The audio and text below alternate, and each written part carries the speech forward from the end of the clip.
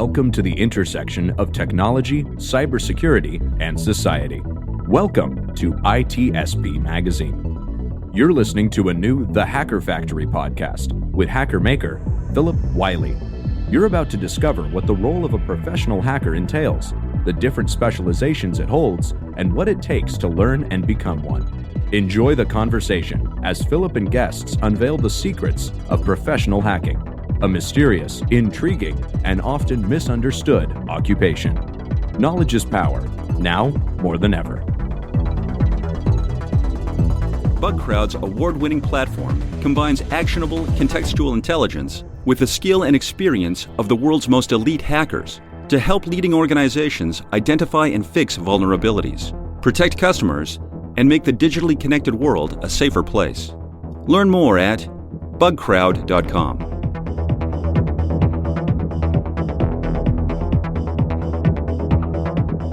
Hello and welcome to another episode of the Hacker Factory podcast. I'm your host, the hacker maker, Phillip Wylie. In each episode, I have someone with a unique journey into cybersecurity that they will share with us, as well as sharing knowledge on how to get started in the industry.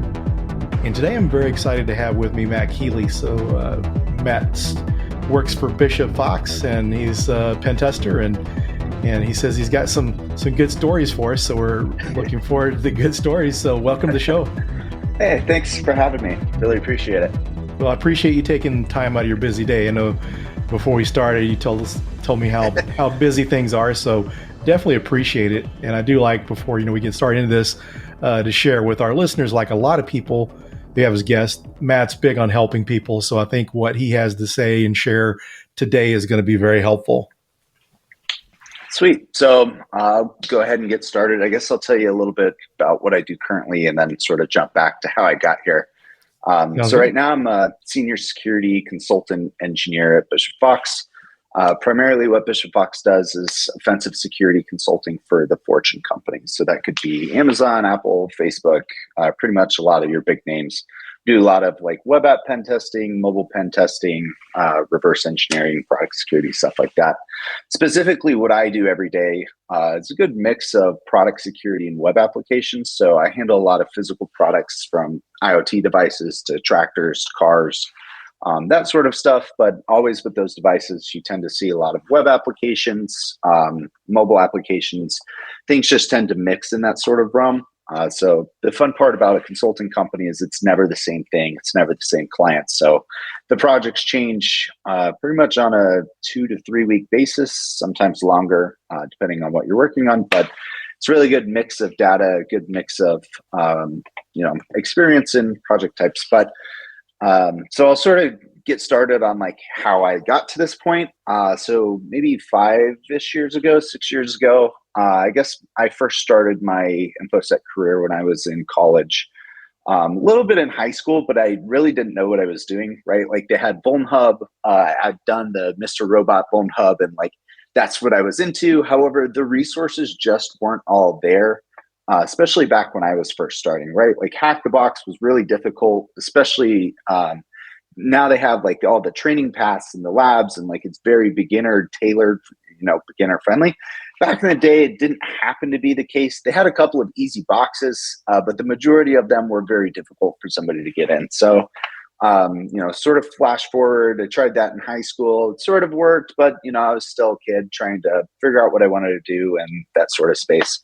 And then I got into college, and when I was the end of my freshman year in college, and I went to Arizona State University for college, I started a club, a school club, kind of a club. We didn't really know what it was yet, right?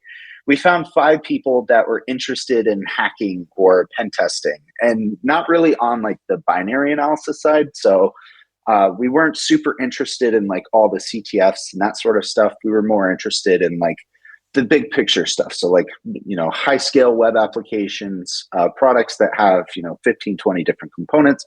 Sometimes it does have like the binary analysis aspect to it, but it wasn't just that. So we tried to start a club and there was 5 of us, and it was just for pen testing. It was going to be a pen testing club. We got approval from, one of the professors. It was going to be a mix of red team, blue team, and we'd split it up during the weeks. And it just didn't work out how we thought it would be. we sort of sold it off as like, hey, do you guys want to learn hacking? Like, do you want to learn this? And so we would constantly go out and try to find a bunch of students to get involved with this club. And we really oversold what we were teaching them. And so, the first meeting comes around, the room is packed. We're expecting like maybe 5-10 people in this room. And there's like 70 people the first day for the brand new club. And we were just shocked. We didn't really know what we were doing. And so we essentially started out with like, hey, maybe we'll try to do like the very entry level hackabox. Maybe we'll try this. Like, we'll just sort of see how the day plays out. So, we did like a club introduction, started talking back and forth and did that. And what we found very quickly is that with like this really broad range of students, we had English majors, art majors, mathematicians, some engineers, some computer science. We had such a wide range of students that we had a really hard time actually tailoring content that would fit what they wanted. So if we were trying to teach how to do like web application pen testing, for example, they didn't even really know how to use Linux in some instances, or some people were like expert beyond what we could do. Software developers, they've been writing web applications for years, and like that's just sort of the nature of how we started out. So after that meeting, we tailored the content for this club specifically to match like what we thought we would want if we were more of like an engineering student, or just beginning out, fresh as can be, doing like bandit over the wire. And that's really where like I started getting into the whole hacking scene, or the pen testing scene. And then from there, like it's grown and grown and grown. We started with 5 people and now they have a little over 1,100 people now. They still do meetings every single week, and we've opened the club up actually to pretty much anybody. They have a Discord. They do all the talks in the Discord and that sort of stuff. Very cool. I'm sure it's going to be satisfying to see that the club has carried on and grown like that over the years. That's really good. Yeah, it's great to see. It's been a lot of work. A lot of just testing the waters, seeing if things work, trying to see if if we can get more I want to say user retention with like cooler things on the website, or writing CVE posts, or writing blog posts and that sort of stuff. So it's definitely been a good experiment of ours. I don't know if anybody really thought that we would grow this club into something this size, but it's been awesome. Yeah, you just never can tell how that's going to turn out. So how did that experience help you in your current role? Because I'm sure that there's junior pen testers that you work with or help bring up to speed when bringing them on board. Yeah, absolutely. So when I first tried, like the first job that I went for actually a blue team job because I wasn't really sure where I was going, and I failed at that miserably. Didn't get the job. They told me that like you're going the wrong direction. Like you're a red teamer. You want to do the attack side, not the defense. So when we started getting this club up and running, the one thing that I tried to do as best I could is get basically going out and getting guest speakers, right? So we had Honeywell come out, we had Bishop Fox come out, we had Lockheed Martin came out, and we had one other one, but I can't remember the name of the company. But anyways, we had a bunch of people come out for these guest talks, and like that was originally where I actually met Bishop Fox. So we had Gavin Stroy and Mike Ostrowski that both came out for the first talk that we did. And I met the recruiters, like I met them, and we all just clicked, right? And since then, Bishop Fox has sponsored talks. So they give different talks on tools like eyeballers, writing custom things like, developing your pen testing career, that sort of stuff. But they do that every semester. We also have like a direct recruiting pipeline with them, which is really cool. So people that are in the club basically get first pick on sort of where they're going, right? So we have a pipeline with Bishop Fox and Carvana. And ultimately what this does is it gets students from the university almost like a direct line for recruiting for these hard to get positions. I say hard to get because it's not always so easy when you're trying to get to like InfoSec recruiters. Sometimes there's a few hurdles that you have to jump through, but with the club specifically, it's pretty nice having that direct communication line. Yeah, that's good, because back when I was teaching college, and I still mentor people, but one of the things, I always try to encourage the students and mentees to do is to network, because, it's a lot easier to get a job. If you're going to college, if you get an internship, that gives you a little more of an edge trying to get into security, but sometimes it can still be difficult. So having that connection, I'm sure, makes it good. And it's a good selling point for the school too, to be able to help get students hired. Yeah, absolutely. And, to sort of build on the networking part too, we also had students, a couple buddies of mine that weren't actually associated with the university or anything like that. But having that network of all the people that are working at all these InfoSec companies really did open a lot of doors for them. Especially like trying to get InfoSec jobs was pretty easy for them just because they knew the right people, which a lot of times goes better than knowing the right stuff. Yeah, just having those connections, because it doesn't matter how good you are if people don't know who you are, just trying to make that connection. And, recruiters have all these resumes they got to go through, and it's probably harder for people that are new to the industry because someone's just going to look at them, quickly glance and see how much experience. And if they don't have any, or maybe they just got hacked the box and that sort of thing, they just pass on and not realize that they could be of value. Yeah, absolutely. And that's sort of the hard part, especially when I'm trying to recruit any interns, is you don't always get the full picture when reviewing a resume.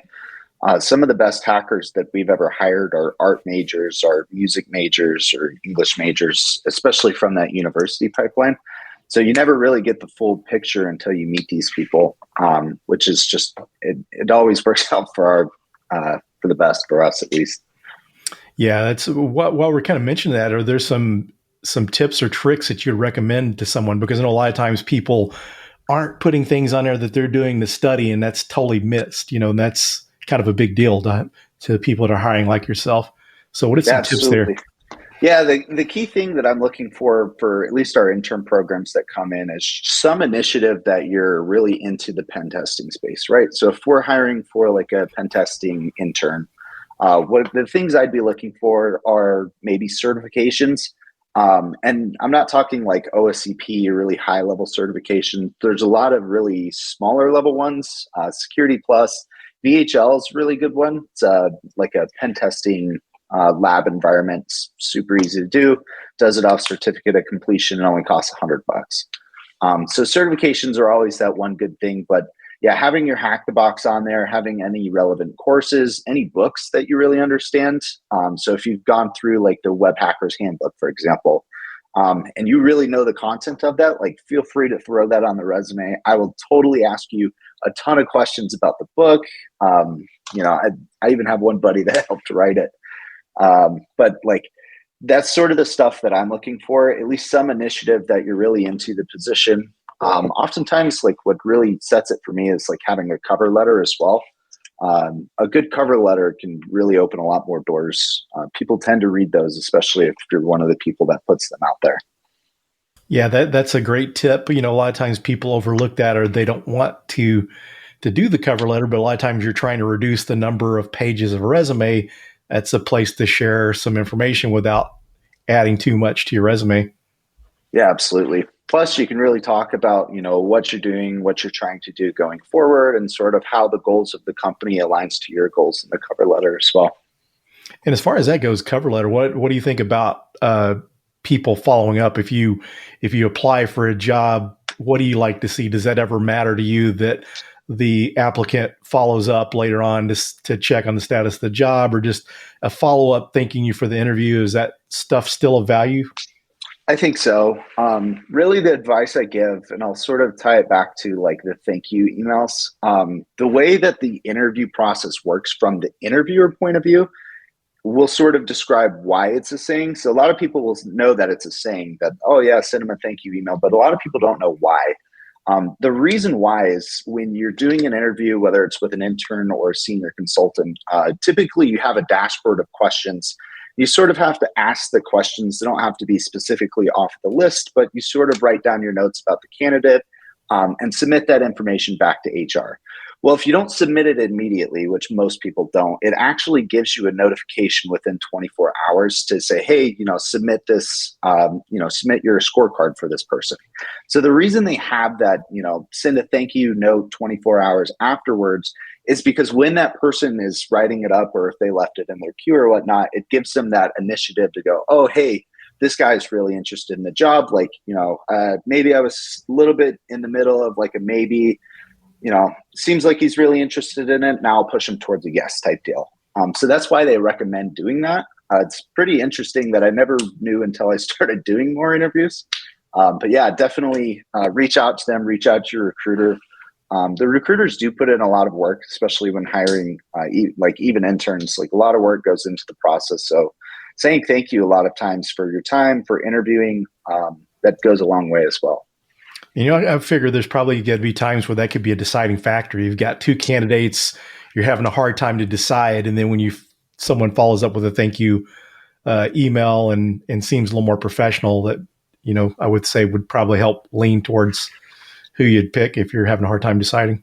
Yeah, absolutely. Especially when you tie in things that you talked about as well. Doesn't necessarily have to be the questions that they asked in the interview, but if you tie it back to, anything that you're talking about during the interview, it always goes a long way as well. Shows you're paying attention. So what are some of the soft skills, since we're kind of talking about that, just kind of interview etiquette, and there's some other things that people overlook a lot of times, like writing skills and communication skills. How valuable do you think that is to applicants? It's almost more important than the actual pen testing skills, in my opinion. With consulting specifically, like with a company like Bishop Fox, we're always going to be in front of the client. So being able to communicate and articulate your thoughts efficiently with them is going to be like one of the key things, or at least like the key driving factors in an interview process as well. So that's definitely one of the big things that we look for, is how well you can communicate with other people, how well you can communicate with your team, because oftentimes you'll be working on projects with team members as well. And if you have somebody that's just not communicating, he's shooting off a message once a day, maybe twice a day, and just not there, that's always going to be a problem later down the road. But yeah, understanding how to write a professional email is something that's super good as well. It takes a little bit of practice to be able to do that. But ultimately, like, writing a very professional, articulate email is oftentimes a really good skill to have. Yeah, those are good points there too. And the better you can describe and explain stuff in your pen test report, the easier it's going to be for you. Because when you do the debrief or readout, and if they don't understand it, you're going to have a lot more questions if they don't understand. So yeah, absolutely. And they're going to ask questions that you may not always know the answer to as well. So knowing how to communicate when you don't know the answer to something is very important. It does happen. Nobody knows everything. Nobody, sometimes when you're doing a report, things change. It may have worked one way when you were interacting with the machine, but now it's changed. Understanding why it works like that, you may not always know, but being able to communicate with the client or the customer and telling them like, hey, we'll remediate the problem. We'll work with you to get this fixed. Like, we're here, we're available. Set up a time, we'll talk, and we'll walk you through it, is always a huge winner just in the business world in general. Yeah, that's great advice, because it could be difficult when you're giving someone a report and they feel like you're beating up on them. And sometimes it seems like the better you communicate and just try to build that rapport, the better it is for you as the pen tester. Yeah, absolutely. And that's sort of another thing, right? Security problems do happen, and they happen in every organization, and it's not always the person's fault. Sure, they may have accidentally mismanaged memory and now you have a buffer overflow, but understanding and being able to articulate that to a client, like, hey, we don't need to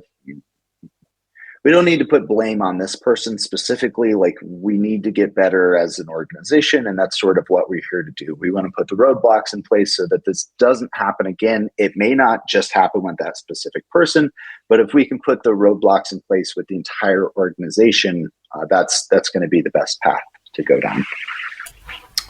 Very cool. Good information there. So one of the things I typically ask my guests is what advice would you give someone that's wanting to get into the industry? How would you did your path, you went through college, but you've been experienced professional and helping people along the way, what would you recommend to someone that wanted to be an offensive security professional?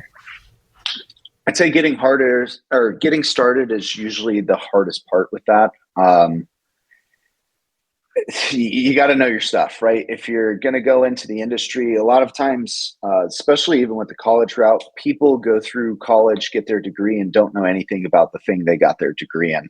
So if you want to be a pen tester, you need to know how to pen test. And nowadays, there's so many resources out there for it.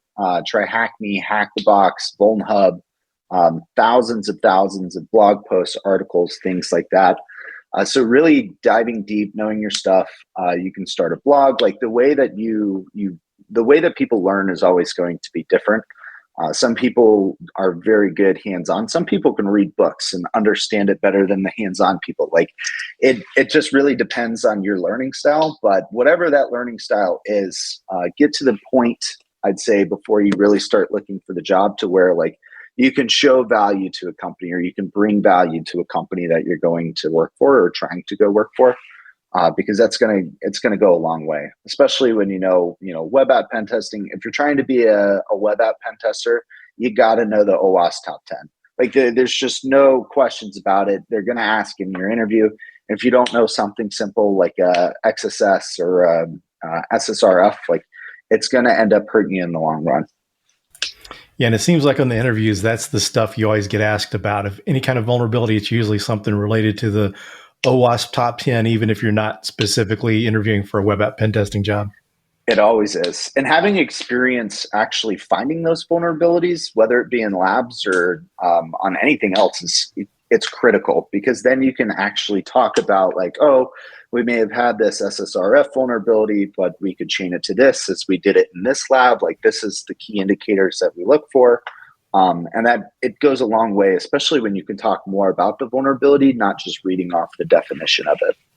Yeah, it's interesting. We interviewed someone at a company, one of my former companies, and one of the things that the team was impressed with, the person couldn't name the different types of cross-site scripting, but they could explain them, but didn't have the names right, which was good because that's the important part. It's easier to figure out which one is which, so. Yeah, I've done that as well. When they ask me what DOM is, and I'm like, I can't remember what it stands for. I just don't use it enough, but this is how it works. It does happen. And oftentimes, if you can explain how it works better than the core definition, it goes a lot longer, or it goes a lot better for the interview. And speaking of the interview questions too, like you kind of mentioned, if someone doesn't answer correctly or know the answer, how's a good way to respond to that? If someone asks you a question in an interview about a certain subject or something, and you don't have much experience in it, or you really don't know it that well, what's a good way to respond to a question you don't know? I mean, I know some people could just say, I don't know, and that may be acceptable in some cases, but is there a better way of doing that? In my opinion, you should always add value to the question, right? So you may not know what, if the question is, let's say, what is reflected cross-site scripting? If you don't know what reflected cross-site scripting is, it's not the end of the world. But if you do know what, let's say, stored XSS is, and you start talking about that instead, you can always start by saying, look, I don't exactly know what this is, or I don't know what this specific variation of this is, but I do know about this, and what I can tell you about this, and how this, how similar it is with the other thing. May not be all that similar, but if you do add value to the question, along with the I don't know, you don't want to lie. And that's the big thing, because the person giving the interview does know, or they should. Sometimes they don't, but they should at least know the answer to the questions that they're asking. And, if you try to lie to them or try to give them a bad answer, it gives a really bad intuition of what you're going to do in front of a client. So if a client asks you a question and you don't know, it's better to tell the client that you don't know, but you're more than happy to follow up with them. You're more than happy to figure it out. You just don't know at the current time, or you'll follow back up with an email rather than trying to, make up something else. Yeah, that's not a good way to interview, or even when you're employed. If someone thinks you're lying. And one of the things I share with people too, when you're writing your resume up or your LinkedIn profile, make sure you're putting things you have experience with, or let people know that you have limited experience with that. Because if you go in and claim to be a Burp Suite expert. You're going to get asked a lot of questions about Burp Suite. Yeah, absolutely. I mean, that's the thing about your resume. Whatever you put on there, you have to know inside and out. So I had an interview one time where I put TCP on there, and the guy wanted to know the entire TCP stack. He wanted to know the ins and outs of everything there was to know about TCP. And I just didn't know it. Like I knew it at a high level, but I didn't know it at a low enough level to what he wanted. So yeah, anything on your resume is fair game. Oftentimes, if I ever have to give interviews, I typically will just read your resume and ask things about your experiences, what tools you have on there. That's typically how I like to do any sort of interviews that I'm getting. Very good advice. Very interesting. So one of the things too, we kind of talked about some different resources. What do you think about Portswigger's Web Application Security Academy? How do you like that resource? Is that something you recommend? And what do you think about their cert? I took their cert when they did the $10 deal. It was kind of difficult. It was a lot more difficult than I would expect, but that's sort of like the try harder, whole pen testing methodology type deal. Their labs are phenomenal. It's one of the best resources for any sort of web pen testing on the internet. They have a lot of blogs. They have a lot of research. It's a phenomenal tool, phenomenal resource to use. And, even the professionals are using Burp Suite as a resource. It's almost like the first thing you look up when you try to look up a vulnerability for web applications. Typically, they're one of the top 3 on like a Google search. Yeah, I've played around with the Academy because I used to use it for the web app pen testing course I was teaching when it first started out. There wasn't as much content on there. But I would say from just what I hear about the certification, I would venture to say that it's probably better than some of the web app pen testing certifications that are available out there. Yeah, absolutely. It's a lot more in depth. They also do a lot of chaining, which is really cool. So they'll chain vulnerabilities like XSS to CSRF. A lot of acronyms, sorry, but they do a lot of chainings. They go really in depth. They show you how to find it out in the wild, what it's going to look like. And one thing they do really well, especially in their teaching, is they show you different variations of it, which oftentimes if you do some trainings, like it's one variation and that's all you get. But with Portswigger specifically, they'll show you 4 or 5 different variations of the same vulnerability, which in my opinion gives you sort of the best overlook on how that vulnerability is going to exist in the wild. Very cool.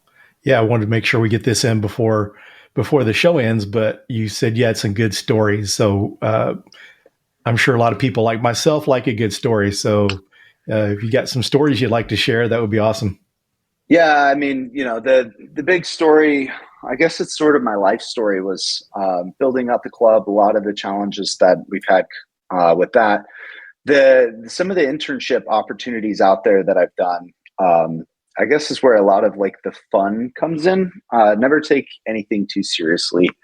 You just can't. So like a lot of times during some of the internships, I guess not a lot of times, but during a couple of the internships that I've had, one of the internships that I first started doing in security was pretty interesting. It was for a security company, but I wasn't really doing any sort of pen testing or anything like that.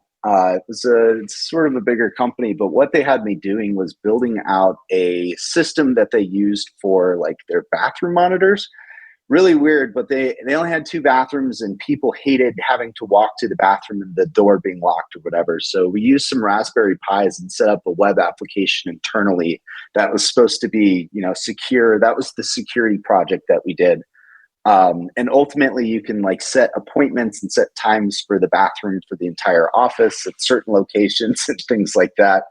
But that was like one of my first like real job security experiences. And it was definitely bizarre building it and understanding why we needed it.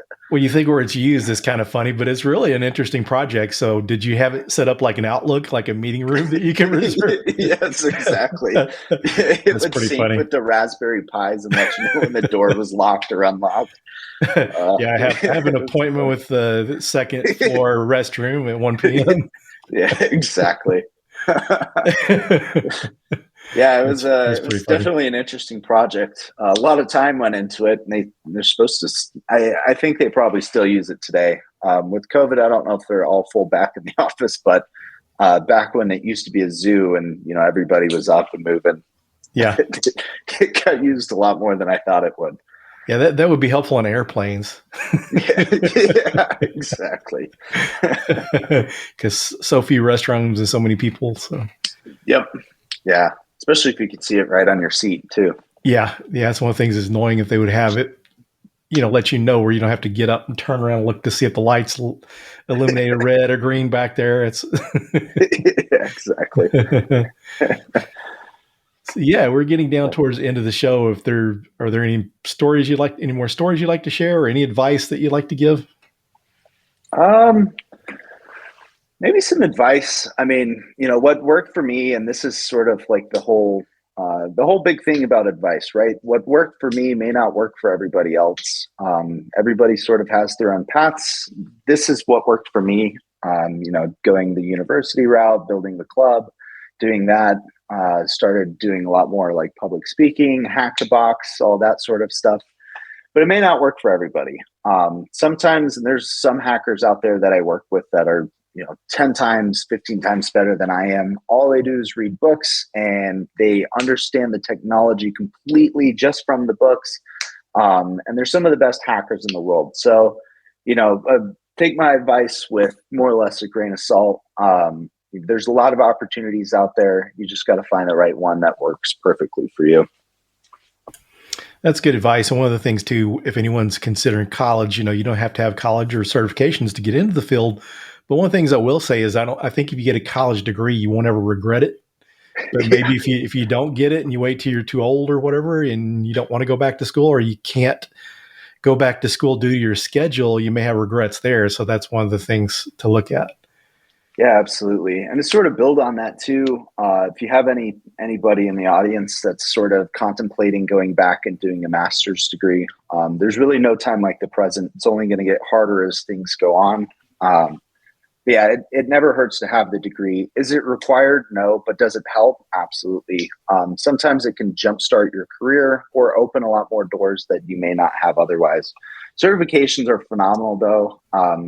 There's a lot of certifications out there. Finding the right one, there's some that look really good on paper. There's some that teach you a lot more than they do look good on paper. But yeah, ultimately, I guess from what I've seen, you'll probably want one or the other when you're starting to apply or just even break into the industry, right? You don't have to have them, but if you don't have them, you have to have something else that gives you sort of the look, right? The InfoSec look, whether it be the number 1% and try hack me, or like continuously playing hack the box, or you've done Portswigger or things like that. You'll need something to fill up the resume and show that you have the skills that are required for that position. And so that's sort of what I would gear towards in that aspect as well. Yeah, and even though you don't have to have degrees in the industry these days, but one of the things I would say too is, I think if you're someone that needs structure, then that may be the way to go than trying to do try hack me and hack the box and all this stuff on your own. Maybe you need that base. And once you learn that, maybe you're good to do self-study. But, I've known people that went to work for companies that were working remote, and they just needed to be managed a little closer. And I think sometimes with education, sometimes people need that as well too. If they've got deadlines, they got to get this done. It's not up to them if they don't do it, Yeah, absolutely. And it doesn't always matter where you get the degree either. Yes. Like I said, I got mine at ASU, but I've met plenty of people from GCU or some of the other schools in the Valley here. And it doesn't really matter what you get the degree in. And sometimes it doesn't matter what you get it in either. When I first onboarded as an intern, actually, one of my buddies is a music major, graduated with a bachelor's in music, and he's been pen testing ever since. Yeah, it's pretty amazing where people start out sometimes. I mean, that's kind of like my wife is in digital forensics now, but she went to school for occupational therapy, worked in the healthcare industry, and switched. You just don't know. And people all the time that say, "Am I too old?" Because I don't mean to laugh at people, but when I hear a 30-year-old say, "Am I too old?" That's at 20, you're still a kid. At 30, 10 years later, you're not old all of a sudden. But, to hear people say, I'm 30, I'm 40, I'm 50, am I too old? But I see people all the time that, get started at 50 years old in the industry even, it's never too late. Absolutely. And there's the nice part about the InfoSec industry as well is everybody's always willing to help. It's one of the few industries where everybody seems to want to help everybody else. So that could be getting into, certain jobs. If you're really interested in specific companies, a lot of times, you can see the LinkedIn posts or the Twitter posts like, hey, does anybody work here? Can anybody give me a referral to this place? And you'll see thousands of likes and retweets and everything else. So they're like, yeah, here's the director. The director's giving them a phone call tomorrow. And it's quite crazy to see how close the industry is. It seems like everybody tends to know each other. Yeah, I agree. That's some great advice. So we're down towards the end of the show. So I'd like to thank you once again for joining. I appreciate you taking time out of your busy day. Yeah, thanks for having me. Really appreciate it. Thanks for everyone for joining, and we'll see you on the next episode.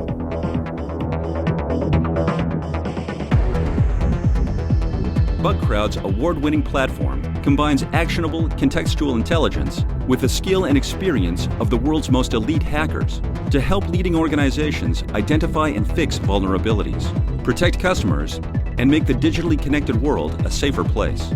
Learn more at bugcrowd.com. We hope you enjoyed this episode of the Hacker Factory podcast with Phillip Wylie. If you learned something new and this podcast made you think, then share itspmagazine.com with your friends, family, and colleagues. If you represent a company and wish to associate your brand with our conversations, sponsor one or more of our podcast channels. We hope you will come back for more stories and follow us on our journey. You can always find us at the intersection of technology, cybersecurity, and society.